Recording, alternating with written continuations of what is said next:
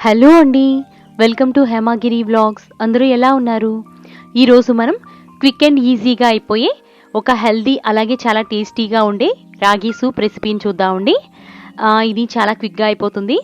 Winter ఈవినింగ్స్లో మనకి వేడివేడిగా soup తాగడం చాలా బాగుంటుంది కదండి. వెయిట్ లాస్కి కూడా చాలా బాగా హెల్ప్ అవుతుంది. టేస్ట్ అయితే వేరే లెవెల్లో ఉంటుందండి. అందరూ తప్పకుండా ట్రై చేయాల్సిన రెసిపీ ఇది. వీడియో స్టార్ట్ చేసే ముందు మీ అందరికీ ఒక చిన్న రిక్వెస్ట్ అండి. మీరు కనుక ఫస్ట్ టైం నా ఛానల్ని విజిట్ చేసినట్లయితే నా ఛానల్ని సబ్స్క్రైబ్ చేసుకోండి. అలాగే మీరు ఈ వీడియో చూసి ఈ వీడియో మీకు నచ్చినట్లయితే తప్పకుండా లైక్ చేస్తారని ఆశిస్తున్నానండి. ముందుగా మన దగ్గర ఉన్న వెజిటేబుల్స్ని చిన్న చిన్న ముక్కల కింద కట్ చేసుకొని తీసుకోవాలండి. మన దగ్గర ఏ వెరైటీస్ అయినా 3-4 ఐటమ్స్ ఉంటే సరిపోతుంది. నేను ఇక్కడ బఠానీలు తీసుకున్నాను. నానబెట్టుకున్న బఠానీలు ఉంటే అవి 2 టేబుల్ స్పూన్స్ దాకా తీసుకున్నాను. అలాగే అల్లం వెల్లుల్లి చిన్న చిన్న పీసెస్ కింద కట్ చేసుకున్నాను. క్యారెట్ తరుగు, కొత్తిమీర తరుగు, చిక్కుడు గింజలు, నెక్స్ట్ టమాటో, స్ప్రింగ్ ఆనియన్స్ ఇవన్నీ కట్ చేసుకొని పక్కన పెట్టుకున్నానండి. నేను ఇక్కడ 4 సర్వింగ్స్కి చెప్తున్నానండి. 4 టేబుల్ స్పూన్ల దాకా రాగి పిండిని తీసుకొని కొద్దిగా వాటర్ వేసుకొని థిక్గా పేస్ట్లా కలుపుకోవాలండి. మనం రాగి పిండిని 4 స్పూన్స్ తీసుకుంటే 4 గ్లాసెస్ ఆఫ్ వాటర్ తీసుకోవాలి, లేదంటే సూప్ చిక్కబడిపోతుంది అనమాట. ఇప్పుడు ప్యాన్ని హీట్ చేసుకొని 2 టేబుల్ స్పూన్ల దాకా బటర్ లేదా నెయ్యిని తీసుకోవాలండి. నెయ్యి కొద్దిగా వేడెక్కిన తర్వాత దానిలో మనం సన్నగా తరుక్కున్న అల్లం వెల్లుల్లి ముక్కల్ని ఒకదాని తర్వాత ఒకటి యాడ్ చేసుకోవాలండి. ఇవి కొద్దిగా వేగిన తర్వాత మనం కట్ చేసుకున్న వెజిటేబుల్స్ అన్నింటినీ ఒకదాని తర్వాత ఒకటి వరుసగా యాడ్ చేసేసుకోవాలండి.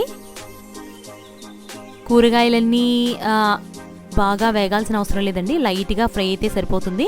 మనకి సూప్లో వెజిటేబుల్స్ అన్నీ ముక్కల్లా తగులుతుంటేనే చాలా టేస్ట్గా ఉంటాయండి. ఇవి అలా లైట్గా వేగిన తర్వాత మనం కొద్దిగా సాల్ట్ వేసుకొని వేపుకోవాలండి.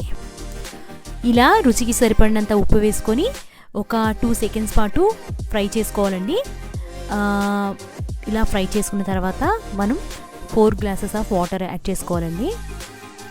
ఎక్కువగా యాడ్ చేసుకున్నా సరే పలచబడిపోతుంది, అలాగే కొంచెం తక్కువగా యాడ్ చేసుకున్నా సరే సూప్ చిక్కబడిపోతుంది అనమాట. మనం ఒక స్పూన్కి 1 గ్లాస్ చొప్పున మనం తీసుకోవాలి. ఇలా అయితే కరెక్ట్గా క్వాంటిటీ సరిపోతుంది అనమాట. ఇప్పుడు మనం మూత పెట్టుకొని ఒక 10 మినిట్స్ పాటు బాయిల్ చేసుకోవాలండి. చూడండి, వాటర్ తిరగబడుతున్నాయి కదా. ఈ టైంలో మనం రాగిపిండి మిశ్రమం కలుపుకొని పక్కన పెట్టుకున్నాం కదా, ఈ మిశ్రమాన్ని నెమ్మదిగా యాడ్ చేసుకుంటూ కలుపుకుంటూ ఉండాలండి. ఒకేసారి యాడ్ చేస్తుంటే ఏమవుతుందంటే ఉండలు కట్టేస్తుంది.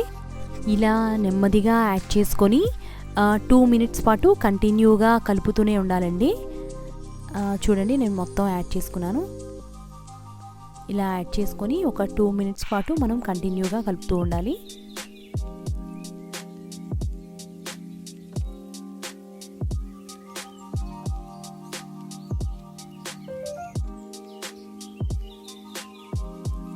చూడండి, మొత్తం బాయిల్ అయిపోయినట్టు ఇలా బొడుగులు వస్తున్నాయి కదా. ఈ టైంలో మనం స్టవ్ని సిమ్లో పెట్టుకొని కొద్దిగా మిరియాల పొడి వేసుకుందాం.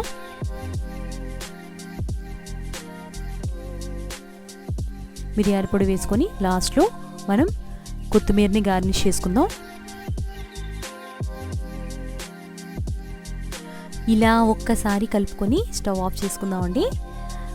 అంతేనండి, మన వెయిట్ లాస్కి ఎంతగానో ఉపయోగపడి అలాగే ఎంతో రుచిగా ఉండే రాగి సూప్ రెసిపీ రెడీ అయిపోయిందండి. మీరు కూడా తప్పకుండా ట్రై చేసి ఎలా వచ్చిందో నాకు కామెంట్ బాక్స్లో కామెంట్ చేయండి. మనకి మరింత ఫ్లేవర్ మరియు టేస్ట్ కావాలి అనుకుంటే ఒక నిమ్మ చెక్కని పిండుకొని సర్వ్ చేసుకుంటే చాలా టేస్ట్గా ఉంటుందండి. మనం మన ఈవినింగ్స్లో స్నాక్స్ తినాలనే క్రేవింగ్స్ నుంచి ఈ సూప్ని సప్లిమెంట్గా తీసుకోవచ్చండి. చాలా చాలా చాలా టేస్ట్గా ఉంటుంది. మీకు ఈ వీడియో నచ్చిందా? అయితే తప్పకుండా లైక్ చేయండి. మీరు కనుక నా ఛానల్ని ఫస్ట్ టైం విజిట్ చేసినట్లయితే నా ఛానల్ని సబ్స్క్రైబ్ చేసుకోండి. మరిన్ని ఇంట్రెస్టింగ్ అండ్ ఇన్ఫర్మేటివ్ వీడియోస్ కోసం నా ఛానల్ని లైక్ చేయండి, షేర్ చేయండి, సబ్స్క్రైబ్ చేసుకోండి. Thank you for watching. Bye.